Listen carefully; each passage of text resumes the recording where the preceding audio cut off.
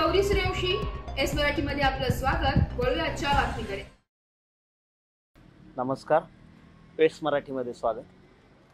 आपण जे इतक्यात दर बघितले हे 2013-14 चे नसून हे आता 2025 ऑगस्टच्या 17 तारखेचे आहेत। हा इंडियन ऑइलचा पंप आहे, आपण बघू शकता।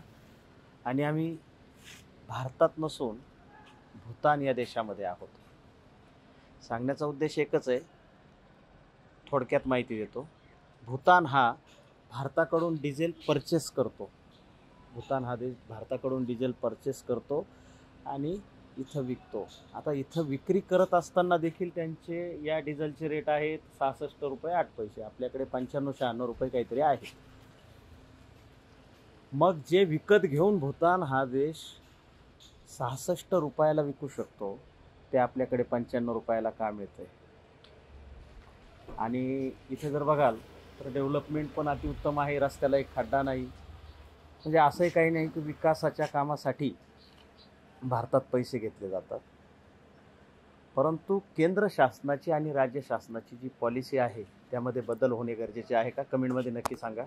धन्यवाद। अशाच नवीन ताज्या घडामोडी जाणून घेण्यासाठी आमच्या एस मराठी न्यूज चॅनलला लाईक करा, शेअर करा, सबस्क्राइब करा आणि बेल आयकॉनला क्लिक करायला विसरू नका।